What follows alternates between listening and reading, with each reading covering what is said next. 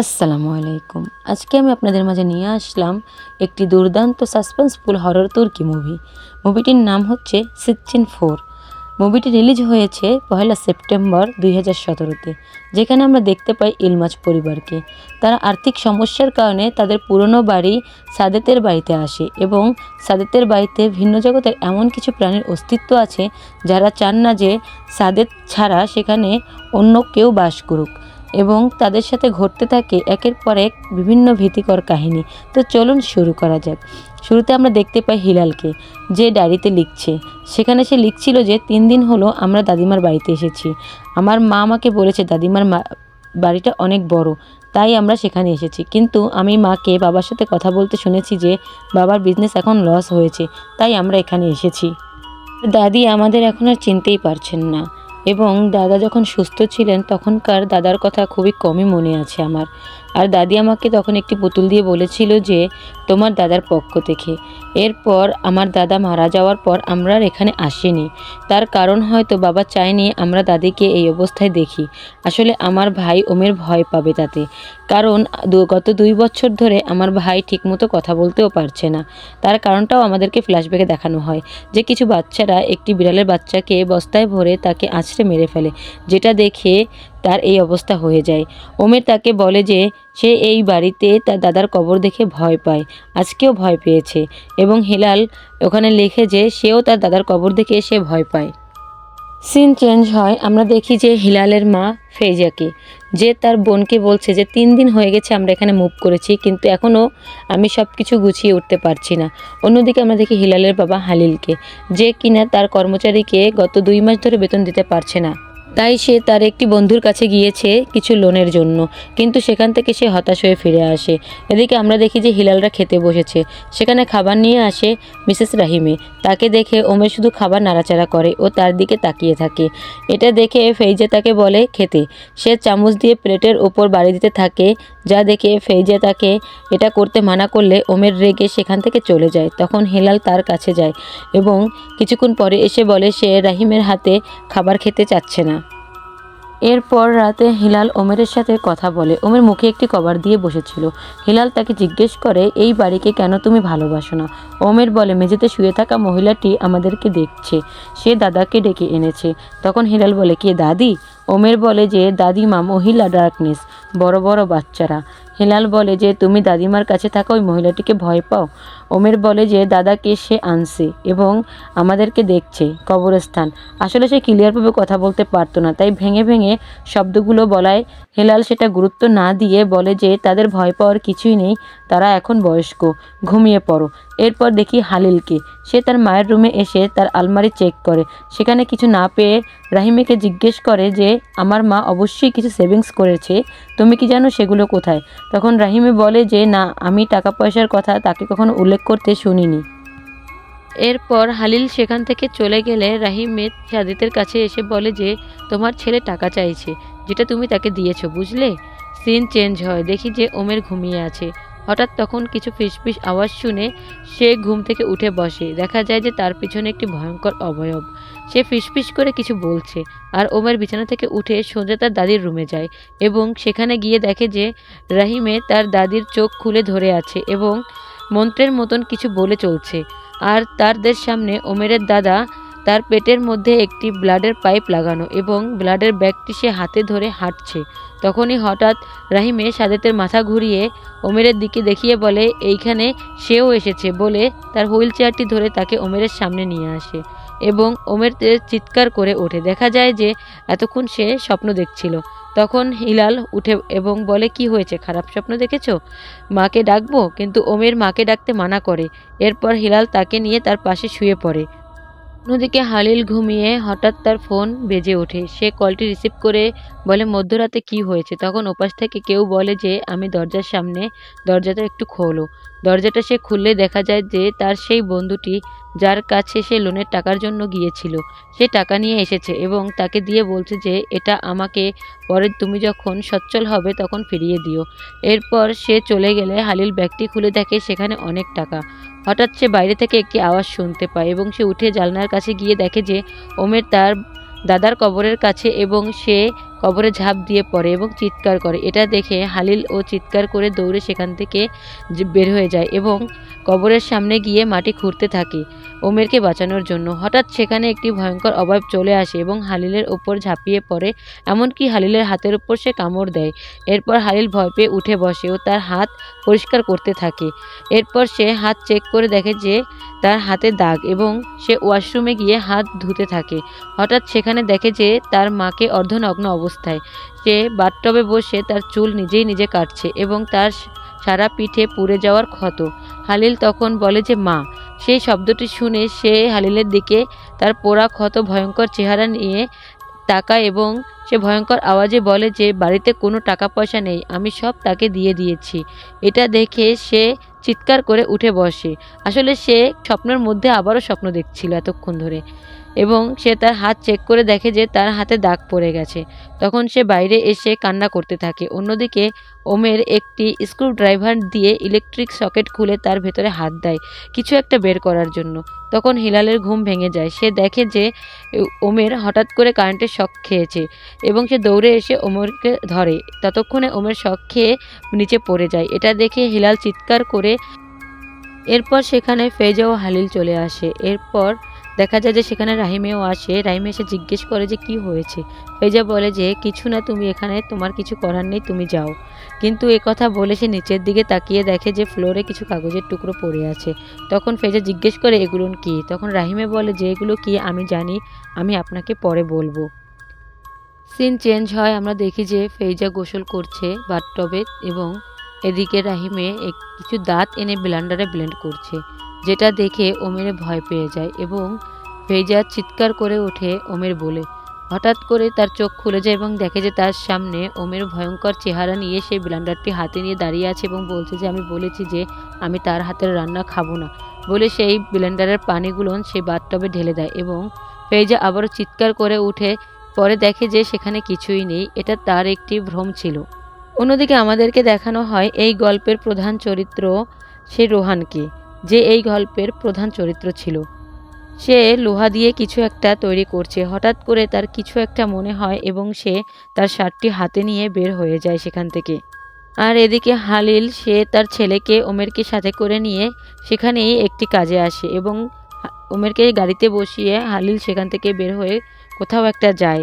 সেখানে চলে আসে ওরহান। ওরহান এসে তাকে দেখে বলে যে আল্লাহ তোমাকে সাহায্য করুক। মানে সে কিছু বুঝতে পেরেছিল সেই বিষয়ে এবং সে বারবার আল্লাহর কাছে প্রার্থনা করছিল যেন সেই বাচ্চাটিকে ওমেরকে সাহায্য করা হয় এই কারণে। এরপর সেখানে হালিল চলে আসে কিছু টাকা নিয়ে এবং সেখান থেকে ওরহান চলে যায়। এরপর আমাদেরকে দেখানো হয় যে ওরহান বসে একটি কিতাব পড়ছে। অন্যদিকে ফেজা মেডিসিন নিচ্ছে। তখন সে শুনতে পায় যে সাদেত খুব কাশছে। হঠাৎ সে রাহিমেকে ডাকতে থাকে এবং সে সাদেতের রুমে গিয়ে দেখে যে সে দাঁড়িয়ে সে সেখানে বমি করছে, রক্ত বমি করছে। তখন সে রাহিমেকে ডাকতে ডাকতে বেসমেন্টে চলে যায়। সেখানে একটি বন্ধ দরজা দেখে। সেটা খুলতে চেষ্টা করলে তখন তার ওপর যেন কিছু একটা পড়ে এবং সে সেখান থেকে সরতে গেলে তার পায়ে লোহা ফুটে যায়। সেখানে বসে সে তার পায়ের জুতো খুলে সেখানে চেক করতে গেলে দেখা যায় যে তার পায়ের সেই যেখানে লোহা ফুটে গেছে সেখান থেকে চুলের মতন কিছু একটা বেরিয়ে আসছে, যেটা দেখে ফেইজা চিৎকার করে ওঠে। কিন্তু পরক্ষণে সে চোখ খুলে দেখে যে আসলে তার পায়ে কোনো ক্ষতই নেই।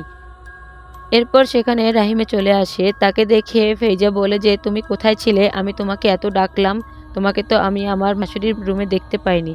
তখন সে বলে যে না, আমি সাদেতের কাছেই ছিলাম, আপনি এখানে কেন এসেছেন। সিন সেখান থেকে আবারও চেঞ্জ হয়। দেখি যে রাতের বেলা কথা বলছে ফেইজা ও হালিল।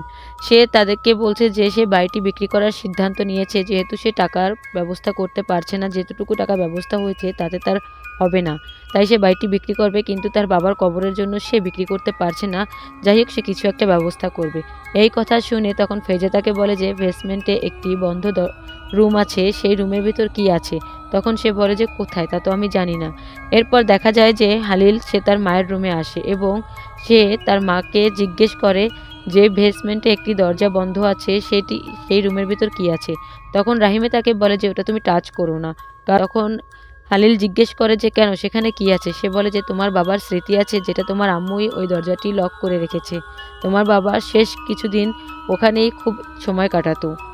কিন্তু হালিল তাদের কথা না শুনে সে সেই দরজাটি খুলে ফেলে এবং এদিকে রাহিমে সাদেতকে বলে যে দেখো তোমার ছেলে সে নিজে থেকে সমস্যা আরও ডেকে আনছে। অন্যদিকে হিলালকেও সেই একইভাবে স্বপ্নের মধ্যে প্রচুর আকারে ভয় দেওয়া হয় এবং সে তার সেই ভয়ের কথাটি পরের দিন সে ডায়েরিতে লিখতে থাকে এবং সে এটাও লেখে যে আমি ওমেরের কাছে শুনেছি যে আজ সারা রাত ওমের একটি ছেলের সাথে কথা বলেছে যার নাম নাকি ওরহান। তারা পুরো রাত কথা বলেছে, অবশ্য আমি তাকে এখনও দেখিনি। এরপর দেখা যায় যে ওরহান সে মসজিদে বসে আছে এবং একজন ইমামের কাছ থেকে সে অনেক কথাই এই সম্পর্কে জানার চেষ্টা করছে এবং সে হাদিস সম্পর্কে অনেক কথা তারা সেখানে বলছে। অন্যদিকে হালিল গিয়ে সে বেসমেন্টের সেই বন্ধ দরজাটি খুলে তার ভিতরে যায় এবং দেখে যে সেখানে অনেক রকমের পুতুল এবং তার গায়ে অনেক ধরনের কিছু লেখা রয়েছে আরবিতে, যেগুলো আসলে কিছু ব্ল্যাক ম্যাজিক বা তন্ত্রমন্ত্র সম্পর্কেই ছিল। কিন্তু তখন সেখানে উপস্থিত হয় একটি অবয়ব, যা হালিলকে বলছে যে হালিল তুমি এই বাড়ি বিক্রি করতে পারবে না, এই বাড়ি তুমি বিক্রি করবে না। এটা দেখে তো হালিল ভয়ে চিৎকার করে সেখান থেকে বাইরে চলে আসে। অপরদিকে ফেইজা রান্নাঘরে রান্না করতে আসে, তখন তার বোনের কল আসে। সে বলে যে আমি সেই কাগজগুলো এনেছিলাম আমার সাথে কিছু টুকরো এবং সেগুলো আমি দেখেছি যে সেগুলো ভয়ঙ্কর ব্ল্যাক ম্যাজিকের কাগজ। এটা শুনে ফেইজা বাকি কাগজগুলো জ্বালাতে গেলে রান্নাঘরে রাখা ডিম থেকে একটি ডিম নিচে পড়ে যায়। তখন ফেইজা তাকিয়ে দেখে যে ডিমটি ভেঙে গেছে, কিন্তু সেখানে কার্পেট থেকে একগোছা চুল বেরিয়ে আসে। এটা দেখে সে সেখানে গিয়ে সেই চুলের গোছা হাতে নেয়। তখনই তার সামনে একটি অবয়ব চলে আসে এবং সে কিছু বলতে থাকে। এরপর ফেইজা সেটা দেখে ভয় পেয়ে চিৎকার করে, তখন হালিল তাকে এসে সামলায়। অন্যদিকে ওরহান নামাজ পড়ে ঘুমাতে যায় এবং সে আল্লাহর কাছে পানা চায়। অপরদিকে দেখা যায় যে সে আল্লাহর কাছে যেভাবে পানা চাচ্ছে ওরহান একদম সেমভাবে ওমেরও আল্লাহর কাছে সেম ভঙ্গিতেই পানা চাচ্ছে আল্লাহর কাছে। সেই শয়তান থেকে, ডেভিল থেকে আল্লাহর কাছে, ইভিল এনার্জি থেকে আল্লাহর কাছে সে রক্ষা চাচ্ছে। সিন আবারও চেঞ্জ হয় এবং দেখি যে কিছু হাসির শব্দ শোনা যাচ্ছে এবং হিলালের ঘুম সেই শব্দে ভেঙে যায়। সে শুনতে পায় যে তাকে ডাকছে এবং বলছে যে তুমি নিচে আসো হিলাল, তাড়াতাড়ি নিচে আসো, দেখো যে আমরা এখানে বসে সবাই ডিনার করছি। এবং সে ধীরে ধীরে সেখান থেকে নিচে আসে এবং দেখে যে তার মা, বাবা, তার দাদা, দাদি, এমনকি ওমের ও রাহিমে একসাথে বসে আছে ডিনার টেবিলে। এবং সেখানে বারবার ওমের বলছে যে আপু তুমি নিচে আসো, দেখো আমরা একটি বিড়াল ধরেছি, একটি বিড়াল মেরেছি, আমরা একটি বিড়াল জবাই করেছি, আসো ডিনার করতে আসো। এটা দেখে সে সিঁড়ির রেলিং ধরে সেখানে বসে সে চুপ করে দেখতে থাকে। তখন হালিল তার বাবাকে বলে যে বাবা তুমি গিয়ে হিলালকে ডেকে আনবে।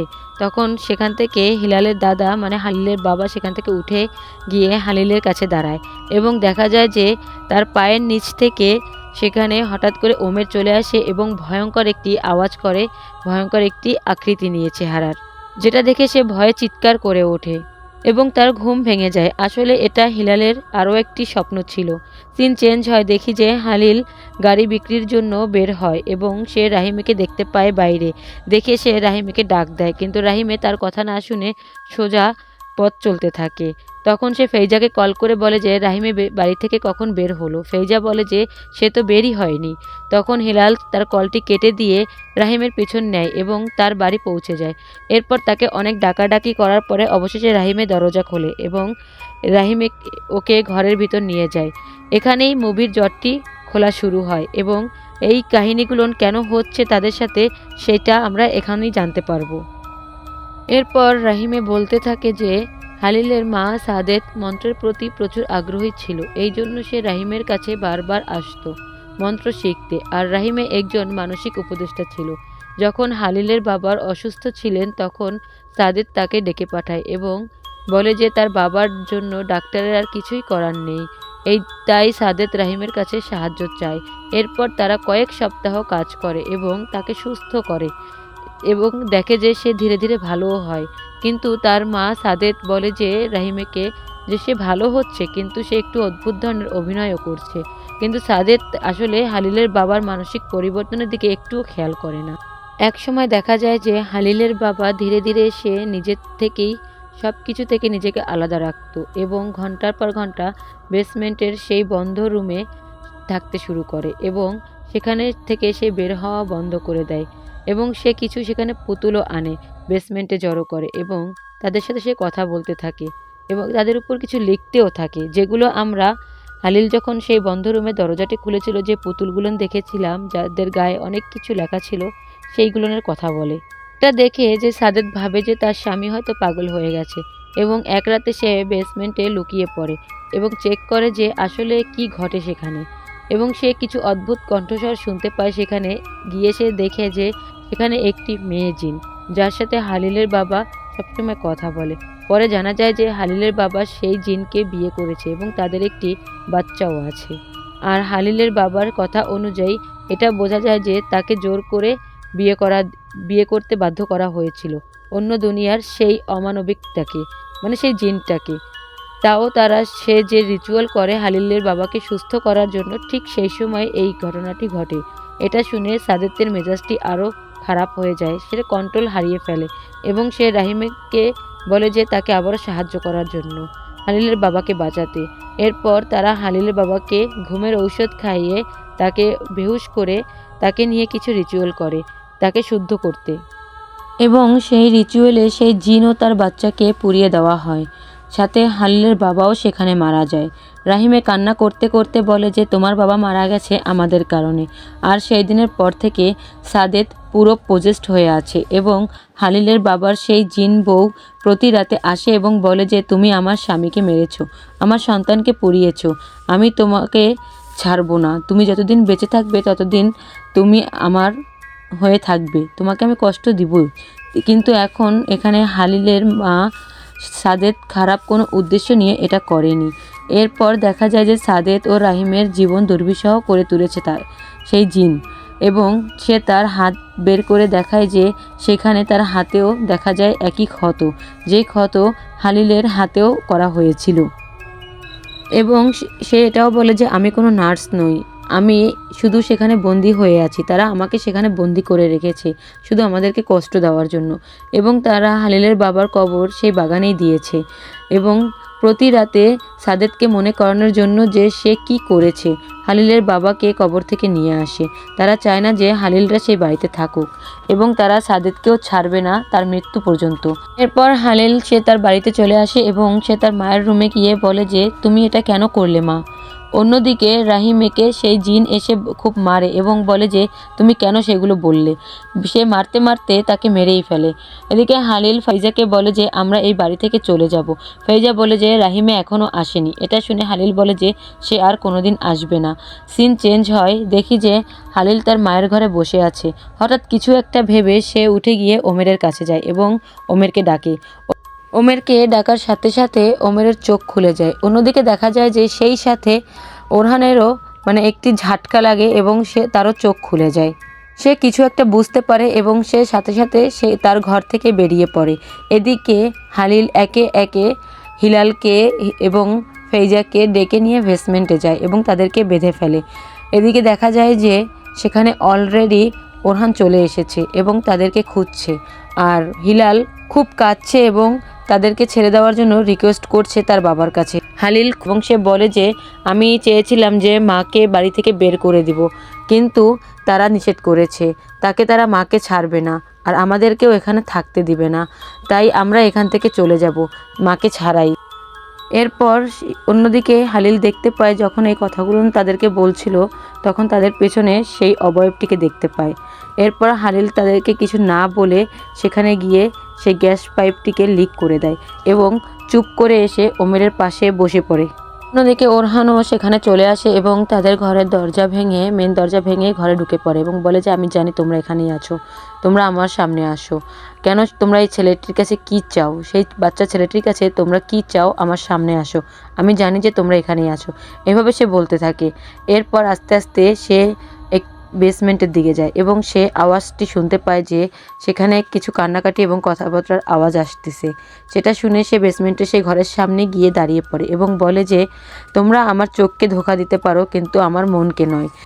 এই কথা বলে সে উপরে যায় এবং সে হালিলের মায়ের রুমে যায়। তাকে গিয়ে বলে যে আমি জানি তুমি তার ভিতরেই আছো এবং তাকেই তুমি ইউজ করছো, তুমি কেন তাকে ইউজ করছো, কথা বলো আমার সাথে কথা বলো, তুমি কেন তাকে ইউজ করছো। সেভাবে তাকে বারবার জিজ্ঞেস করতে থাকে এবং কথা বলতে বলে। অবশ্যই সে একটি চিৎকার করে ওঠে এবং তাকে নিয়ে সে বসে একটি রিচুয়াল করতে। এরপর সাদেত পুরো পজেসড হয়ে যায় এবং বলে যে তারা কষ্ট পাবেই, তারা এটা ডিজার্ভ করে, আমি আমার থেকে এই বৃদ্ধ দেহটিকে নিতে দিব না তাদের, এবং তাকে ছেড়ে দিতে বলে। সে বলে যে ওই বৃদ্ধ দেহটি আমার, সে আমার, তাই ছেড়ে দাও আমাকে। তখন ওরহান তাকে জিজ্ঞেস করে যে তুমি তাদের থেকে কি চাও, তাদের ছেড়ে দাও, আমি তাদের টর্চার করতে দিব না তোমাকে। এই কথা বলে সে সেই বৃদ্ধ মহিলাটি সাদেতের গলা চেপে ধরে এবং বলে যে তার থেকে বের হয়ে আমার সামনে আসো, না হলে আমি তাকেই মেরে ফেলবো। বলে সে দোয়া পড়তে থাকে এবং তুমি বলে যে তোমার অরিজিনাল চেহারা দেখাও, এই কথা বলে এবং সে চোখ বন্ধ করে দোয়া পড়তে থাকে। দেখা যায় যে তারা একটি অন্য স্থানে, মানে ওরহানের যে ম্যাজিক্যাল যে জায়গাটি সেইখানে চলে যায়। এরপর তাদের দুজনকে দেখায় সেখানে যে ওরহান বসে আছে এবং সেই জিনটি সেখানে তাকে সব বলছে যে তার দেহ তারা জ্বালিয়ে দিয়েছে এবং তার মেয়েকে তারা মেরে ফেলেছে, তাদেরও সেই একই অবস্থা করবে এবং তাকে ছেড়ে দিতে বলে। সে বলে যে ওই বৃদ্ধ দেহটি আমার, সে আমার, তাই ছেড়ে দাও আমাকে, এভাবে সে বলতে থাকে। তখন সে ওরহান বলে যে আমি তোমাকে তাদের স্পর্শও করতে দিব না, শাস্তি একমাত্র আল্লাহই দিতে পারে, তুমি না। তোমার নাম কি? সে বলে আমার নাম সুফিয়া জিন, তারা আমার সাথে আমার বাচ্চাকেও জ্বালিয়ে দিয়েছে এবং এও বলে যে তাদের জন্যই অন্য দুনিয়ার দরজা খুলে গেছে, সুফিয়া এর জন্য দায়ী নয়, আর এই জন্যই সুফিয়া জিনের উপর একটি অভিশাপ পড়েছে। এই কথা বলে সে ভয়ঙ্কর চিৎকার করে বলে যে আমাকে ছেড়ে দাও, সে আমার। তখন ওরহান তার হাতে কিছু একটা নিয়ে তার দিকে ধরে এবং দোয়া পড়তে থাকে। সে যখন দোয়া পড়তে থাকে, দোয়া পড়তে পড়তে সুফিয়া জিন সেখানেই শেষ হয়ে যায়। এরপর দেখা যায় যে ওরহান চোখ খুলে তাকায় এবং বর্তমানে সেখানেই ফিরে আসে। সিন চেঞ্জ হয়, দেখি যে হেলাল আবারও ডায়েরি লিখছে এবং তারা এখন খুবই হ্যাপি। মুভিটি সেখানেই শেষ হয়ে যায়। এতক্ষণ ধরে ভিডিওটি দেখার জন্য সবাইকে অসংখ্য ধন্যবাদ। ভিডিওটি ভালো লাগলে অবশ্যই লাইক, কমেন্ট এবং শেয়ার করবেন, আর অবশ্যই চ্যানেলটি সাবস্ক্রাইব করে বেল আইকনটি অন করে দিবেন। ধন্যবাদ সবাইকে।